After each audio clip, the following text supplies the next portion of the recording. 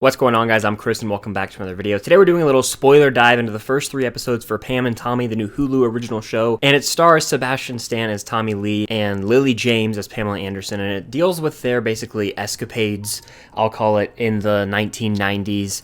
They're both kind of at a washed up stage in their career, and then, you know, they decide to go get married. They have this sex tape that is going to get out, and that's where we're at in the show. A lot of things are being set up. It stars Seth Rogen, who's in somewhat of a main role. It stars also mostly Seth Rogen. Yeah, I feel like he's the main character of the first episode because they're setting him up as like this construction worker. We're remodeling Tommy Lee's house. He kind of grows a vengeance for this guy, and so he wants to get back at him. He goes and steals a safe from him to get back at him. Of course, it's this whole long kind of heist vibe. It's info I didn't really know about the whole Pamela Anderson and Tommy Lee situation. Yeah, it's pretty crazy. Like, I don't know anything about this. I thought there might be more Motley Crue in this show. Like, I genuinely had no clue what was going to be going down. And so far, Craig Gillespie's done a really good job of making a compelling biopic, I would say. I feel like I would have enjoyed having all the episodes at once. Yes. I really feel like the show could have benefited from dropping all the episodes at once because it feels so much like a movie. You know what I mean? Like, I feel like it's shot like a movie. You know, it's got that bop of a soundtrack that we know Craig Gillespie's other projects and I, Tanya, and Cruella have.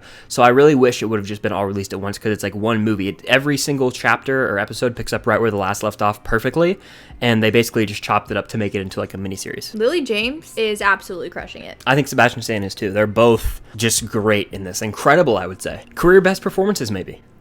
Really? Maybe, yeah. Sebastian Stan, I think, is good at acting, like, psychotic, dare I say. And Lily James is doing a really good job at, like, sort of being, I guess, a chameleon. Because the only things I've seen her in are Baby Driver and Cinderella. Is she in anything else that you know of? And Seth Rogen is also killing it. I haven't really seen him in much besides, like, comedies. Yeah, he's usually a comedic guy. He's giving a pretty great serious role here with, like, a little bit of a comedic undertone to it, I would say. To me, the thing I love about this show so far is we're 3 episodes in. It's been fully set up. And I love seeing, like, the underside of the adult industry. Kind of like the movie Boogie Nights. That's also what I'm getting the vibes from this. It's like you deal with this industry and then, like, the drugs, the partying, the celebrities, everything that comes along with it. And usually, like, a gang kind of underlying. Like, you're getting a little bit of, like, the mob in here. You're starting to see them introduced as we move into that 3rd episode. And I'm just really digging the vibes that are set up. Obviously, this show's going to keep getting crazier and more bonkers each episode as the tape is going to start getting put on the internet, it looks like, which is just an insane concept for the 1990s. It's all going to go down, and I'm ready to see, you know, how they deal with Pamela Anderson as a character in this because I know I'm going to feel bad for her. Yeah, you're starting to really feel for her in the situation she's in, as she's pretty much viewed as an object right now. But deep down, she wants to be an actress, and she has this monologue scene that they're going to have in the Baywatch episode, and the producers decide to cut it just to show more shots of her body as she runs into the water. And so there's a lot of moments like that where you really feel for her in the situation she's in. I don't know much about, like, what actually happened in real life for Pamela Anderson and Tommy Lee. So I want to give, like, predictions for what I think is going to happen. Yeah. And I just wanted to preface that I don't really know what happened to them in their careers. But if I had to guess what's going to happen, the website that they put the sex tape on, it just says Pamela's. It doesn't say Pamela and Tommy. So what I feel like is going to happen is Pamela is about to get, like, this role in this big movie and, like, have all this PR for it and stuff. And we're seeing Tommy kind of see that Motley Crue is, like, out and, like, sort of done, like Nirvana's taking over, all this stuff. And I think the minute the tape is out, there's gonna be a swap. I think she's gonna get fired from her movie role, or they're just not gonna want her, they're not gonna do press on her, and then Motley Crue is gonna, like, take off because everyone's gonna be like, oh, it's Tommy Lee, he had sex with Pamela Anderson. I could definitely see that happening. I don't really know much about the actual history of it all either.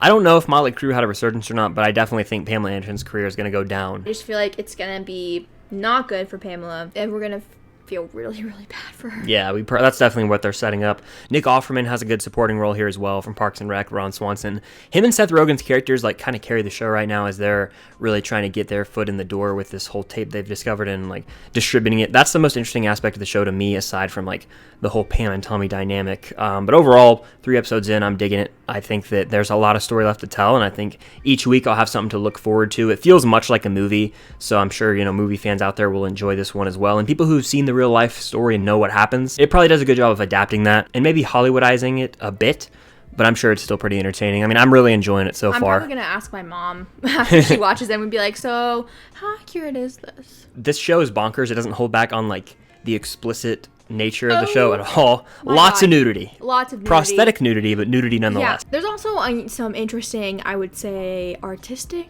angles. There's a whole scene where Sebastian stands on like ecstasy or something, and he has a conversation with his man region, and his man region starts talking back to him. Interesting way to go about that, I would say. To say the least. Yeah, the show's bonkers at times. I feel like that kind of sums up their lives, and this entire story is bonkers. What would you like rate the first 3 episodes so far, like an average score? Right now I'm at a 9 out of 10. I'm enjoying Yeah. every aspect of the show. Every single character feels well developed. Every single actor feels like they're casted perfectly, and all I want is more. I'm at like an 8.5 right there with you. I mean, the show's highly enjoyable. It's very well shot. Like the tracking shots when they're He's walking one of in and my out. favorite directors, dare I say. He doesn't really have many misses from what I've seen. I don't know many directors, but if I had to pick one, it might be him. The episodes are like 40, 47, 50-ish minutes. Takes a lot to hold, especially my attention for that long, and they do it successfully, like without any struggles. If you guys aren't checking the show out, definitely make sure to do it. It's on Hulu right now. We'll have another review next week, most likely. But thank you guys for tuning in. Make sure to check out Pam and Tommy if you have not. Also, make sure to follow Cam on her social medias. They are linked down below, as well as mine. Feel free to become a member of the Patreon. We have 6 patrons right now. The community is growing. I'm very excited to continue growing that community over there. Extra videos and all that good stuff. I have a video explaining the Patreon. I'll link that up above. But stay tuned again for a Boba Fett short coming very soon, or maybe already up on the channel. Lots of videos coming in the month of February, and until next time, I'll see you guys later.